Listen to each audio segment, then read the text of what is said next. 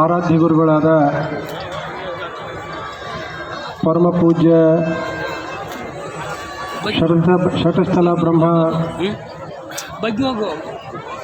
ಒಡೆಯರ್ ಚಂದ್ರಶೇಖರ ಶಿವಾಚಾರ್ಯ ಮಹಾಸ್ವಾಮಿಗಳವರ ಪವಿತ್ರ ಪಾದಗಳನ್ನು ಮನೋಮಂದಿರದಲ್ಲಿ ಧ್ಯಾನಿಸಿ ನಮಸ್ಕರಿಸುತ್ತಾ, ಪ್ರತಿ ವರ್ಷದ ಪದ್ಧತಿಯಂತೆ ಕುಂಕೋ ಗ್ರಾಮದಲ್ಲಿ ನಡೆದಿರುವಂಥ ವೀರಭದ್ರ ಸ್ವಾಮಿ, ಆಂಜನೇಯ ಸ್ವಾಮಿ, ರಂಗನಾಥ ಸ್ವಾಮಿ ಜಾತ್ರಾ ಮಹೋತ್ಸವ, ಕೆಂಡದರ್ಚನೆ, ಸಾಮೂಹಿಕ ವಿವಾಹ ಕಾರ್ಯಕ್ರಮಗಳ ದಿವ್ಯ ಸಾನ್ನಿಧ್ಯವನ್ನು ವಹಿಸಿರುವಂತಹ ಹಾರ್ನಳ್ಳಿ ರಾಮಲಿಂಗೇಶ್ವರ ಮಠದ ಆತ್ಮೀಯ ಸಹೋದರ ಪೂಜ್ಯರಾದ ವಿಶ್ವಾರಾಧ್ಯ ಶಿವಾಚಾರ್ಯ ಮಹಾಸ್ವಾಮಿಗಳವರ ಅನಂತ ಪ್ರಣಾಮಗಳನ್ನು ಸಮರ್ಪಿಸಿ, ರಾಂಪುರ ಬೃಹನ್ಮಠದ ಧರ್ಮಾಧಿಕಾರಿಗಳಾಗಿರುವಂಥ ವೇದಬ್ರಹ್ಮ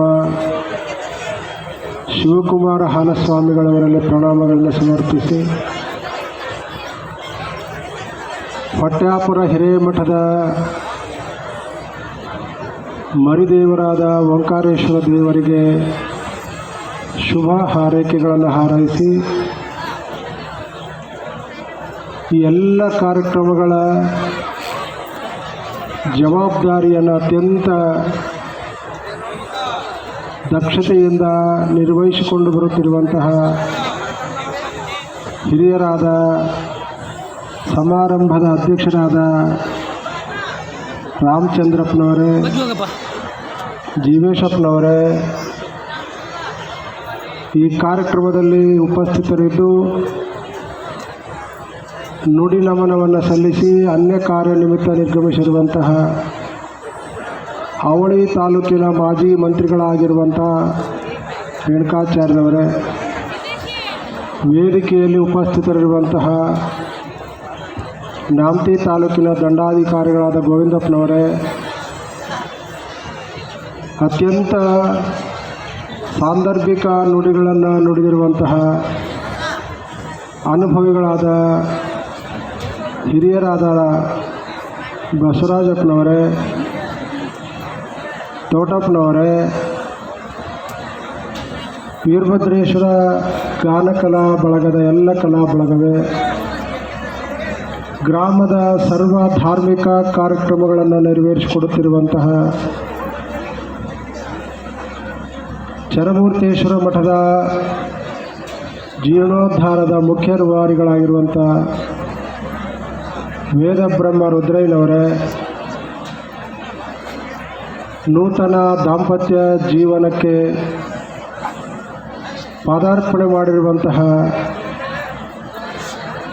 36 ಜನ ಜೋಡಿಗಳೇ, ಈ ವಿವಾಹ ಕಾರ್ಯಕ್ರಮಕ್ಕೆ ಆಗಮಿಸಿರುವಂತಹ ಎಲ್ಲ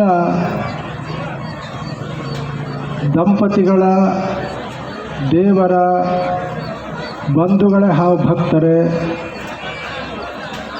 ಈ ಎಲ್ಲ ಕಾರ್ಯಕ್ರಮಗಳಿಗೆ ಚಾಲನೆಯನ್ನು ಕೊಡುವ ಮುಖೇನ ಕಾರ್ಯಕ್ರಮವನ್ನು ಯಶಸ್ವಿಗೊಳಿಸುತ್ತಿರುವಂತಹ ಗ್ರಾಮದ ಸರ್ವ ಹಿರಿಯ ಕಿರಿಯ ಸದ್ಭಕ್ತ ಬಂಧುಗಳೇ, ಸುತ್ತಮುತ್ತಲಿನ ಗ್ರಾಮಗಳಿಂದ ಆಗಮಿಸಿರುವಂತಹ ಎಲ್ಲ ಸದ್ಭಕ್ತರೇ, ತಾಯಂದಿರೇ, ಮುದ್ದು ಮಕ್ಕಳೇ, ಸುದ್ದಿ ಮಾಧ್ಯಮದ ಬಂಧುಗಳೇ, ಆರಕ್ಷಕ ಇಲಾಖೆಯ ಎಲ್ಲ ಅಧಿಕಾರಿ ವರ್ಗದವರೇ, ಎಲ್ಲ ಇಲಾಖೆಗಳ ಮುಖ್ಯಸ್ಥರುಗಳು,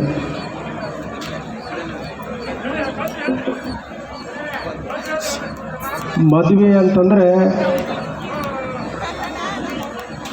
ಗದ್ದಲದ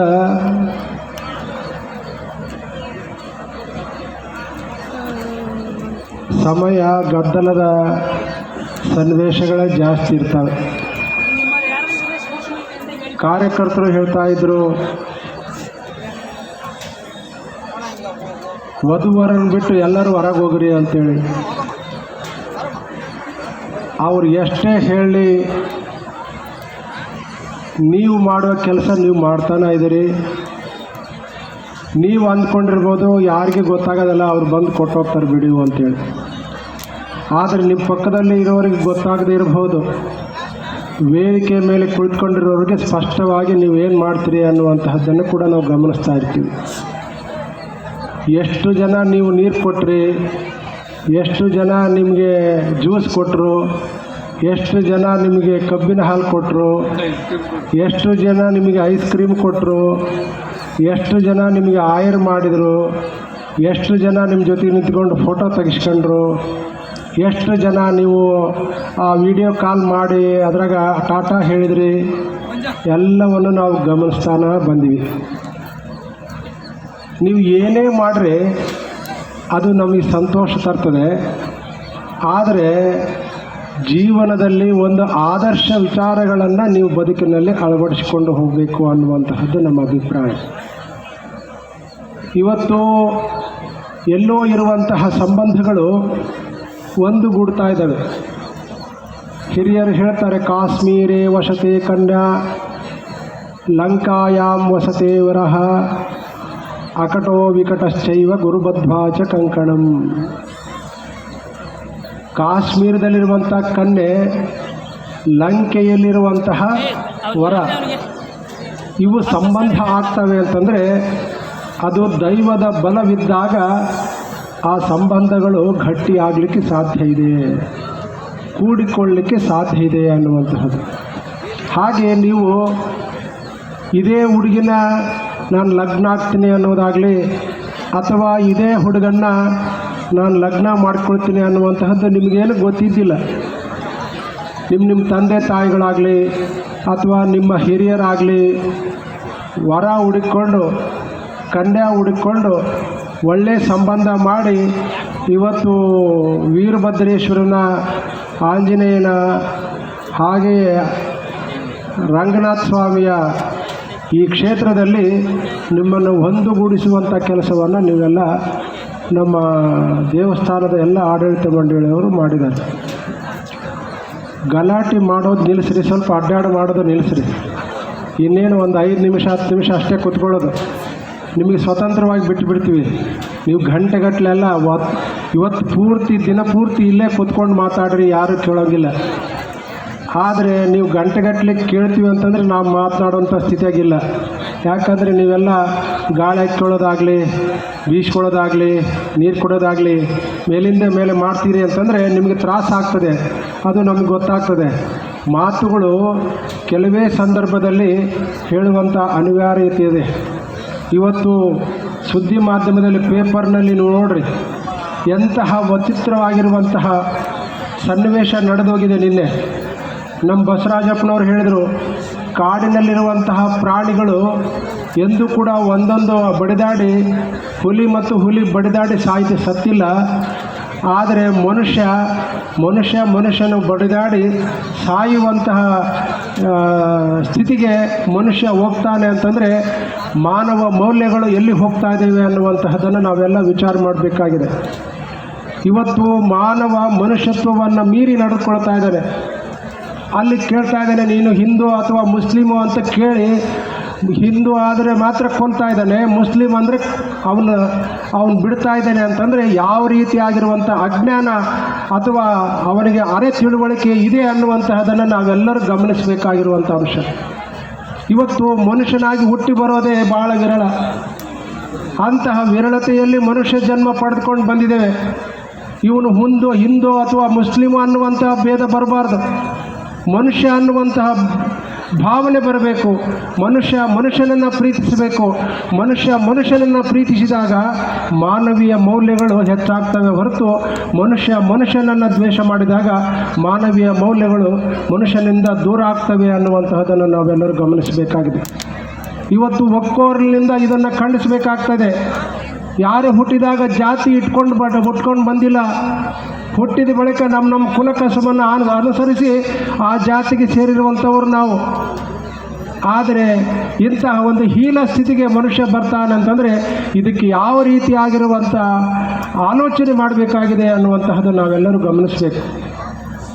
ಇವತ್ತು ಮನುಷ್ಯನನ್ನು ಪ್ರೀತಿಸುವಂಥ ಸ್ಥಿತಿಗೆ ನಾವು ಬರೋಲ್ಲ ಅಂತಂದರೆ ಮನುಷ್ಯನಾಗಿ ಮತ್ತೊಂದು ಸಲ ಹುಟ್ಟಿ ಬರಲಿಕ್ಕೆ ಹುಲ್ಲು ಕಡ್ಡಿಯನ್ನು ಇವತ್ತು ಹುಲ್ಲು ಮತ್ತೊಂದು ಸಲ ಹುಟ್ಟಿ ಬರ್ತದೆ, ಆದರೆ ಮನುಷ್ಯ ಹುಟ್ಟಿ ಬರಲಿಕ್ಕೆ ಸಾಧ್ಯ ಇಲ್ಲ.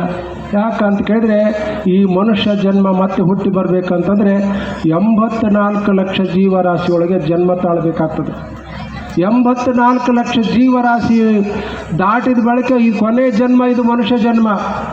ಈ ಮನುಷ್ಯ ಜನ್ಮ ಬರಬೇಕಾದ್ರೆ ಅನೇಕ ಜನ್ಮದಲ್ಲಿ ಮಾಡಿರುವಂಥ ಪುಣ್ಯದ ಫಲದಿಂದ ಈ ಮನುಷ್ಯ ಜನ್ಮವನ್ನು ಪಡೆದುಕೊಂಡು ಬಂದಿರೋದು. ಮನುಷ್ಯನಿಗೂ ಪ್ರಾಣಿಗೂ ಏನು ವ್ಯತ್ಯಾಸ ಅಂತ ಕೇಳಿದ್ರೆ ಅಲ್ಲಿ ಹೇಳ್ತಾರೆ, ಮನುಷ್ಯನಿಗೂ ಬಯಕೆಗಳಿದ್ದಾವೆ, ಮನುಷ್ಯನಿಗೆ ನಿದ್ರೆ ಇದೆ, ಆಹಾರ, ನಿದ್ರಾ, ಭಯ, ಮೈಥುನ ಇವೆಲ್ಲವೂ ಮನುಷ್ಯನಿಗಿದೆ, ಪ್ರಾಣಿಗಳಿದ್ದಾವೆ. ಆಹಾರ ಮನುಷ್ಯನು ತಗೊಳ್ತಾನೆ, ಪ್ರಾಣಿಗಳು ಆಹಾರ ತಗೊಳ್ತವೆ. ನಿದ್ರೆ ಮನುಷ್ಯನು ಮಾಡ್ತಾನೆ, ಪ್ರಾಣಿಗಳು ಮಾಡ್ತವೆ. ಭಯ ಮನುಷ್ಯನಿಗಿದೆ, ಪ್ರಾಣಿಗಳಿಗಿದೆ.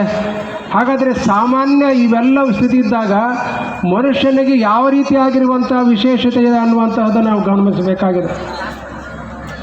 ಧರ್ಮೋ ಹಿ ಏಷ ಅಧಿಕೋ ವಿಶೇಷ. ಯಾವುದು ಧರ್ಮ ಅನ್ನುವಂಥ ವಿಚಾರ ಮಾಡುವಂಥ ಶಕ್ತಿ ಮನುಷ್ಯನಿಗಿದೆ, ಯಾವುದು ಅಧರ್ಮ ಅನ್ನುವಂತಹ ವಿಚಾರ ಮಾಡುವಂತಹ ಶಕ್ತಿ ಮನುಷ್ಯನಿಗಿದೆ. ಹಾಗಾಗಿ ಪ್ರಾಣಿಗಳಿಗಿಂತ ಮನುಷ್ಯ ಶ್ರೇಷ್ಠನಾಗ್ತಾ ಇದ್ದೇನೆ ಅನ್ನುವಂತಹದನ್ನು ನಾವೆಲ್ಲ ಭಾವಿಸ್ಕೊಳ್ಬೇಕು. ಈ ದೇಶದಲ್ಲಿ, ಈ ಜಗತ್ತಿನಲ್ಲಿ ಮನುಷ್ಯ ಹುಟ್ಟಿ ಬಂದ ಬಳಿಕ ಜಾತಿಗಾಗಿ ಹೊಡೆದಾಡದೆ ನೀತಿಗಾಗಿ ಪರಸ್ಪರ ಪ್ರೀತಿಗಾಗಿ ಬದುಕುವಂತಹ ಜಾಣತನವನ್ನು ಮನುಷ್ಯ ಎಲ್ಲಿವರೆಗೆ ರೂಢಿಸ್ಕೊಳ್ಳೋದಿಲ್ವೋ ಅಲ್ಲಿವರೆಗೆ ಶಾಂತಿ ಅನ್ನುವಂಥದ್ದನ್ನು ನಾವು ಕಾಣಲಿಕ್ಕೆ ಸಾಧ್ಯ ಇಲ್ಲ. ಆದ್ದರಿಂದ ಇಂತಹ ಸನ್ನಿವೇಶಗಳು ಎಂದೂ ಕೂಡ ನಡೆಯಬಾರದು. ಪ್ರತಿಯೊಬ್ಬ ಮನುಷ್ಯನನ್ನು ಪ್ರೀತಿಸುವಂಥ ಸ್ಥಿತಿಗೆ ನಾವು ಮನುಷ್ಯ ಬರಬೇಕು. ಏನೇ ಸಂಪತ್ತು ನಾನು ಗಳಿಸ್ಕೊಂಡಿರಲಿ, ಆ ಸಂಪತ್ತು ಕ್ಷಣಿಕ. ಈ ಬದುಕು ಎಲ್ಲಿವರೆಗೆ ಅಂತಂದರೆ ಎಲ್ಲಿವರೆಗೆ ಜೀವಿಸ್ತೀವೋ ಅಲ್ಲಿವರೆಗೆ ಬದುಕಿರ್ತದೆ. ಆ ಬಳಿಕ ಮನುಷ್ಯನ ಔದಾರ್ಯತೆ ಆ ಬಳಿಕ ಗೊತ್ತಾಗ್ತದೆ. ಹಾಗಾಗಿ ಮನುಷ್ಯನನ್ನು ಪ್ರೀತಿಸುವಂಥ ಸ್ಥಿತಿಗೆ ಮನುಷ್ಯನ ಬರಬೇಕಾಗಿದೆ. ಇವತ್ತು ದಾಂಪತ್ಯ ಜೀವನಕ್ಕೆ ನೀವೆಲ್ಲರೂ ಪ್ರವೇಶ ಮಾಡಿದಿರಿ. ಈ ಪ್ರವೇಶ ಮಾಡುತ್ತಿರುವಂಥ ಸಂದರ್ಭದಲ್ಲಿ ನಿಮಗೆಲ್ಲ ಕಿವಿ ಮಾತನ್ನು ಹೇಳ್ತೀವಿ, ತಾಯಿ ಅವ ಏನು ಮಾತಾಡ್ತೀವಿ ನೀನು, ಮಾತಾಡು, ಫೋನ್ ಬಂದ್ ಮಾಡಪ್ಪ.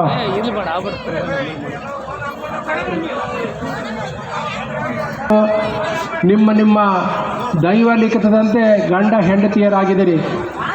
ಗಂಡ ಹೆಂಡತಿಯರ ಬದುಕು ಆದರ್ಶಪ್ರಾಯವಾಗಬೇಕು. ಆದರ್ಶಪ್ರಾಯ ಯಾವಾಗ ಆಗ್ತದೆ ಅಂತ ಕೇಳಿದ್ರೆ ಪರಸ್ಪರರು ಅರಿತುಕೊಳ್ಬೇಕಾಗ್ತದೆ.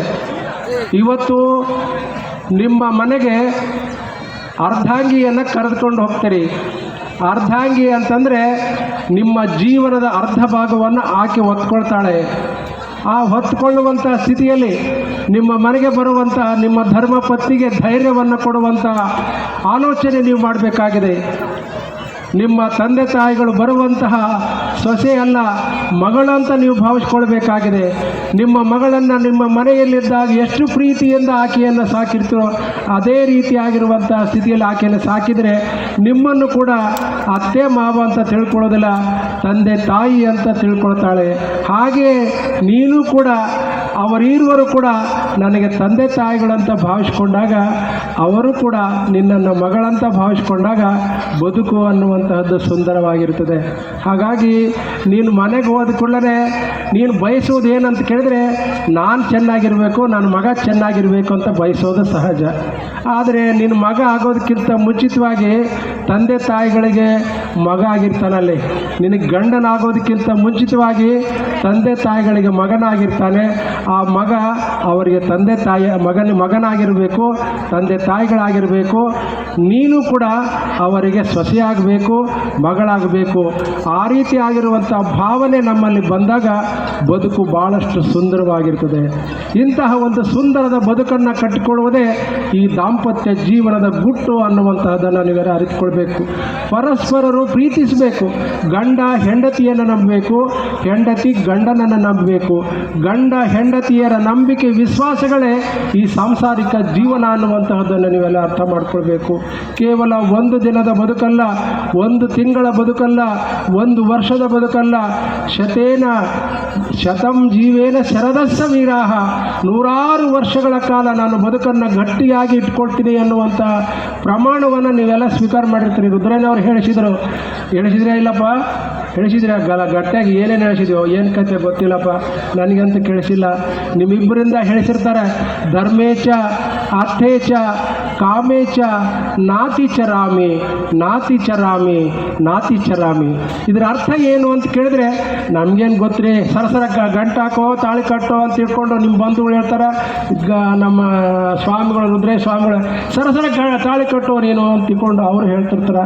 ಆದರೆ ಹೇಳಿದಂಥ ಮಾತುಗಳು ಜೀವನ ಪರ್ಯಂತ ನೆನಪಿಟ್ಕೊಳ್ಬೇಕು. ಇದರ ಅರ್ಥ ಏನಂತ ಕೇಳಿದ್ರೆ ಧರ್ಮದಂತೆ ನಾವಿಬ್ಬರು ನಡೆದುಕೊಳ್ಬೇಕು. ದಂಪತಿಗಳೇ ಸ್ವಲ್ಪ ಕೇಳ್ರಿ, ನಾವು ಹೆಂಗೆ ಜೀವನ ಮಾಡಬೇಕು ಅಂದರೆ ಧರ್ಮದಂತೆ ನಾವಿರುವರು ಜೀವಿಸೋಣ. ನಾವು ಗಳಿಸುವಂಥ ಸಂಪತ್ತು ಕೂಡ ಧರ್ಮದಂತೆ ಗಳಿಸ್ಕೊಳ್ಬೇಕು. ಇವತ್ತು ಯಾರ್ದೋ ಮನೆ ಮುರಿದು ಸಂಪತ್ತು ಗಳಿಸೋದಲ್ಲ, ಅದು ಧರ್ಮ ಅನಿಸ್ಕೊಳ್ಳೋದಿಲ್ಲ. ಅದು ಧರ್ಮದಂತೆ ನಾವು ಗಳಿಸುವಂಥ ಸಂಪತ್ತಾಗಿದ್ದರೆ ಅದು ನಮಗೆ ಸುಖವನ್ನು, ನೆಮ್ಮದಿಯನ್ನು ತರ್ತದೆ. ಹಾಗಾಗಿ ಅಂತಹ ಪ್ರಮಾಣಪೂರ್ವಕವಾಗಿರುವಂಥ ವಿಚಾರಗಳನ್ನು ನಿಮ್ಮಿಬ್ಬರಿಂದ ಹೇಳಿಸಿರ್ತಾರೆ. ಧರ್ಮೇಚ, ಧರ್ಮದಂತೆ ಬದುಕ್ತೀನಿ. ಅರ್ಥೇಚ, ಸಂಪತ್ತನ್ನು ಕೂಡ ನಾನು ಧರ್ಮದಂತೆ ಗಳಿಸ್ಕೊಳ್ತೀನಿ. ಕಾಮೇಚ, ಕಾಮ ಅಂದರೆ ಏನು? ಬಯಕೆ ಅಂದ್ರೇನು? ಸುಖ. ನಾವು ಗಳಿಸುವಂಥ ಯಾವುದೇ ಸುಖ ಆಗಿರಬಹುದು. ಮಕ್ಕಳನ್ನು ಪಡೆದುಕೊಳ್ಳುವಂಥ ಸುಖ ಒಂದಾಗಿದ್ದರೂ ಕೂಡ ಗಳಿಸುವಂಥ ಸಂಪತ್ತು ಕೂಡ ಅದು ಸುಖವೇ. ಆ ಸುಖವು ಕೂಡ ಧರ್ಮದಂತೆ ಇರಬೇಕು. ಧರ್ಮ, ಅರ್ಥ, ಕಾಮ ಈ ಮೂರು ಕೂಡ ಧರ್ಮದಂತೆ ನಾನು ಸ್ವೀಕಾರ ಮಾಡಿದಾಗ ಅದು ಮುಂದೆ ಅದು ಸಾರ್ಥಕವಾದ ಬದುಕನ್ನು ಗಟ್ಟಿ ಕಳಿಸ್ಕೊಳ್ತದೆ. ಧನ್ಯೋ ಗೃಹಸ್ಥಾಶ್ರಮ ಅನ್ನುವ ಮಾತಿಗೆ ಸಾರ್ಥಕತೆ ಬರ್ತದೆ. ಅಂತಹ ವಿಚಾರಗಳನ್ನು ಇವತ್ತು ಪ್ರಮಾಣಪೂರ್ವಕವಾಗಿ ಹೇಳಿಸಿದ್ದಾರೆ ಶಾಸ್ತ್ರಿಗಳು. ಈ ಮಾತುಗಳು ನಿಮ್ಮ ಜೀವಮಾನದ ಪರ್ಯಂತರವಾಗಿ ನೆನಪಿನಲ್ಲಿಟ್ಕೊಳ್ರಿ. ಇವತ್ತು ನಿಮ್ಮ ಮನೆಗೆ ನಿಮ್ಮ ಮಡದಿಯನ್ನು ಕರ್ಕೊಂಡು ಹೋಗ್ತೀರಿ, ಇಂದಿನಿಂದಲೇ ಆಕೆಯನ್ನು ಚೆನ್ನಾಗಿ ನೋಡ್ಕೊಳ್ರಿ. ನೀವು ಕೂಡ ಗಂಡನನ್ನು, ಆ ಗಂಡನ ಮನೆಯ ತಂದೆ ತಾಯಿಗಳನ್ನು ಪ್ರೀತಿ ವಿಶ್ವಾಸದಿಂದ ನೋಡ್ಕೊಳ್ರಿ. ಅಲ್ಲಿರುವಂತಹ ನೆಗಂಡೆಯರನ್ನು ಅಥವಾ ಬಾಮೈದರನ್ನು, ಮಾವಂದಿರನ್ನು, ಎಲ್ಲ ಕುಟುಂಬವನ್ನು ಅತ್ಯಂತ ಪ್ರೀತಿಯಿಂದ ನೋಡಿದಾಗ ನಿಮ್ಮನ್ನು ಕೂಡ ಅತ್ಯಂತ ಪ್ರೀತಿಯಿಂದ ಅವರು ನೋಡ್ತಾರೆ. ಇಂತಹ ಪರಸ್ಪರ ಪ್ರೀತಿ, ನಂಬಿಕೆ, ವಿಶ್ವಾಸವೇ ಈ ಜೀವನದ ಸಾಂಗತ್ಯದ ಗುಟ್ಟು ಅಂತ ನೀವೆಲ್ಲರೂ ಭಾವಿಸ್ಕೊಂಡ್ರೆ ಈ ಧನ್ಯೋ ಗೃಹಸ್ಥಾಶ್ರಮಕ್ಕೆ ಅರ್ಥ ಬರ್ತದೆ, ಅದಕ್ಕೊಂದು ಗೌರವ ಬರ್ತದೆ. ಇಂತಹ ಒಂದು ಸ್ಥಿತಿಯಲ್ಲಿ ಇವತ್ತು 36 ಜೋಡಿಗಳು, 35 ಇದ್ದು ಕೊನೆಗೆ 36ನೇದು ಬಂತು ಅಂತ ತಿಳ್ಕೊಂಡು ನಮ್ಮ ಜೀವೇಶಪ್ಪ ಹೇಳಿದ. ನೀವು ಭಾಳ ಪುಣ್ಯವಂತರೆ. ಯಾಕಂತ ಕೇಳಿದ್ರೆ 3 ದೇವರುಗಳ ಸಾನ್ನಿಧ್ಯದಲ್ಲಿ 4 ಜನ ಗುರುಗಳು ಇದ್ದಾರೆ. ಇಲ್ಲಿ 4 ಜನರ ದಿವ್ಯ ಸಾನ್ನಿಧ್ಯದಲ್ಲಿ ಗಣ್ಯಮಾನರು, ತಹಸೀಲ್ದಾರ್ ಇದ್ದಾರೆ, ಉಪನ್ಯಾಸಕರಿದ್ದಾರೆ. ನಮ್ಮ ಚೈತ್ರ ಅವರು ಭಾಳಷ್ಟು ಉತ್ತಮವಾಗಿರುವಂಥ ನಿರೂಪಣೆ ಮಾಡ್ತಾರೆ. ಅವ್ರ ನಿರೂಪಣೆಯೇ ಉಪನ್ಯಾಸ. ಅವ್ರು ಯಾರಿಂದ ತರಬೇತಿ ಆಗ್ಯಾರ ಅಂದರೆ ನಮ್ಮ ಬಸವರಾಜಪ್ಪ ಮೇಷ್ಟ್ರಿಂದ ತಯಾರಾಗಿರೋತಕ್ಕಂಥವ್ರೆಲ್ಲ ಅಂತಹ ಉಪನ್ಯಾಸಕರಾಗಿದ್ದಾರೆ. ನಮ್ಮ ರಾಮಚಂದ್ರಪ್ಪ ಹಿರಿಯ ಭೀಷ್ಮ ಪಿತಾಮಹ ಯಾರು ಅಂತ ಕೇಳಿದ್ರೆ ನಮ್ಮ ರಾಮಚಂದ್ರಪ್ಪ ಎಲ್ಲರಿಗೂ ಮಾರ್ಗದರ್ಶನ ನೀಡಿ ಈ ಕಾರ್ಯಕ್ರಮವನ್ನು ಯಶಸ್ವಿಗೊಳಿಸ್ತಾನೆ. ಮತ್ತು ಎಲ್ಲ ಕಾರ್ಯಕರ್ತರ ಪಡೆ ನೋಡ್ರಿ, ಎಲ್ಲೆಲ್ಲೋ ಒಂದೊಂದು ಕಡೆ ನೋಡ್ತಿರ್ತೀವಿ, ಕುಂದುಕೊರತೆಗಳು ಅನೇಕ ಇರ್ತವೆ. ಆದರೆ ಈ ಊರಿನಲ್ಲಿ ಯಾವ ಕುಂದುಕೊರತೆ ಇಲ್ಲ, ಎಲ್ಲವೂ ಯಥೇಚ್ಛವಾಗಿ ವ್ಯವಸ್ಥೆಯನ್ನು ಮಾಡಿದ್ದಾರೆ. ನಿಮ್ಮೆಲ್ಲರಿಗೂ ಉತ್ತಮವಾಗಿರುವಂಥ ಸೌಲಭ್ಯಗಳನ್ನು ಕೊಟ್ಟಿದ್ದಾರೆ. ಈ ಎಲ್ಲ ಸೌಲಭ್ಯಗಳ ಮಧ್ಯದಲ್ಲಿ ನಿಮಗೆಲ್ಲ ಆರ್ಥಿಕ ಹೊರೆಯನ್ನು ಇಳಿಸಿದರು. ಆದರೆ ನೀವು ತಂದಿರ್ತಕ್ಕಂಥ ಟ್ರ್ಯಾಕ್ಟ್ರಿಯಲ್ಲಿ ಏನೆಲ್ಲ ಸಾಮಗ್ರಿಗಳು ಇದ್ದಾವೆ ಅನ್ನುವಂಥದ್ದನ್ನು ಆಲೋಚನೆ ಮಾಡಿದ್ರೆ ಅಲ್ಲಿ ಒಂದೊಂದು ಟ್ರ್ಯಾಕ್ಟ್ರಾಗ 1 ಲಕ್ಷ 2 ಲಕ್ಷ ಸಾಮಾನುಗಳು ಇದ್ದಾವೆ. ನಿಮಗೆ ಹೌದಲ್ಲಪ್ಪ? ಟ್ರ್ಯಾಕ್ಟ್ರಾಗ ಸಾಮಾನು ಇದ್ದಾವಿಲ್ಲ, ಮನೆ ತುಂಬಿಸೋ ಸಾಮಾನುಗಳು, ಮಂಚ, ಟ್ರೆಜರಿ, ಫ್ರಿಜ್ಜು, AC, ಎಲ್ಲ ಬೇಕು, ಏನೇನು ಬೇಕೋ ಎಲ್ಲ ನಿಮ್ಮ ಮನೆಗೆ ಕಟ್ಕೊಳಿಸ್ತಾರೆ. ಅವೆಲ್ಲ ತೊಗೊಂಡು ಹೋಗ್ರಿ. ಆದರೆ ಬದುಕಿನ ಮೌಲ್ಯವನ್ನು ಅರ್ಥ ಮಾಡಿಕೊಂಡು ಅವುಗಳನ್ನು ಬಳಸ್ಕೊಡ್ರಿ. ಇಂತಹ ಒಂದು ಬದುಕನ್ನು ನಿಮಗೆ ಕಟ್ಟಿಕೊಳ್ಳುವಂಥ ವ್ಯವಸ್ಥೆಯನ್ನು ಆ ದೇವಸ್ಥಾನದ ಆಡಳಿತ ಮಂಡಳಿ ನಿಮಗೆಲ್ಲರಿಗೂ ಮಾಡಿದೆ. ಮತ್ತು ಈ ಕಾರ್ಯಕ್ರಮದಲ್ಲಿ ಭಾಳಷ್ಟು ಕಷ್ಟಪಟ್ಟು ಈ ಕಾರ್ಯಕ್ರಮವನ್ನು ಮಾಡ್ತಾ ಬಂದಿದ್ದಾರೆ. ವರ್ಷಕ್ಕೆ ಹೆಚ್ಚು ದಾಂಪತ್ಯ ಜೀವನವನ್ನು ಇಲ್ಲಿ ಸ್ವೀಕಾರ ಮಾಡ್ತಾಯಿದ್ರಿ. ಈ ಪುಣ್ಯಕ್ಷೇತ್ರದಲ್ಲಿ ನೆನಪಿರಲಿ, ಇಂತಹ ಪುಣ್ಯಕ್ಷೇತ್ರದಲ್ಲಿ ನಿಮ್ಮ ಬದುಕು ಸ್ವೀಕಾರ ಆಗಿದೆ. ನಿಮ್ಮ ಬದುಕು ಸಾರ್ಥಕವಾಗಿದೆ. ಈ ಸಾರ್ಥಕ ಬದುಕು ನಿರಂತರವಾಗಿ ಸಾರ್ಥಕವಾಗಲಿ, ಎಲ್ಲರ ಬದುಕು ಹಸನಾಗಲಿ. ಈ ಬಂದಿರತಕ್ಕಂಥ ಎಲ್ಲರೂ ಕೂಡ ಆ ನೂತನ ದಂಪತಿಗಳಿಗೆ ಶುಭವನ್ನು ಹಾರೈಸ್ರಿ. ಗಲಾಟೆ ಮಾಡಬೇಡ್ರಿ, ಗೊಂದಲ ಮಾಡಬೇಡ್ರಿ, ಸಮಾಧಾನವಾಗಿ ಶಾಂತಿಯಿಂದ ನಡೆದುಕೊಳ್ರಿ. ಇಲ್ಲಿ ಸಿಗುವಂಥ ವ್ಯವಸ್ಥೆಯನ್ನು ಸದ್ಬಳಕೆ ಮಾಡಿಕೊಳ್ಳ್ರಿ ಅನ್ನುವಂಥ ಮಾತನ್ನು ಕಿವಿ ಮಾತನ್ನು ತಿಳಿಸುತ್ತಾ ಮತ್ತೊಂದು ಕಿವಿ ಮಾತು ಹೇಳ್ತೀವಿ. ಮುಂದಿನ ವರ್ಷದೊಳಗೆ ಒಂದೊಂದು ಮಗು ಹಾಕತ್ತೆ ನಿಮಗೆ. ಒಂದೊಂದು ಮಗುವಿನ ಜೊತೆಗೆ ಇವತ್ತೇ ನಿಮ್ಮ ಮನೆಗೆ ಹೋದ ಕೂಡಲೇ ಒಂದೊಂದು ಗಿಡವನ್ನು ನಿಮ್ಮ ಮನೆಯ ಮುಂದಾಗಲಿ ನಿಮ್ಮ ಜಮೀನಿನಲ್ಲಿ ಹಾಕಬೇಕು. ನೆನಪೈತಲ್ಲ? ನೆನಪೈತ ಅಂತ ತಿಳ್ಕೊಂಡು ಎಲ್ಲರೂ ಕೈ ಎತ್ತರಿ. ನೂತನ ಜೋಡಿಗಳೇ ಕೈ ಎತ್ತರಿ. ಏನು ಮಾಡಬೇಕು? ಏನು ಮಾಡಬೇಕು? ನಿಮಗೆ ಮುಂದಿನ ವರ್ಷ ಒಂದು ಮಗು ಬೇಕಂತಂದರೆ ನಿಮ್ಮ ಮನೆಯಾಗ ಒಂದು ಗಿಡ ನಡಲೇಬೇಕು.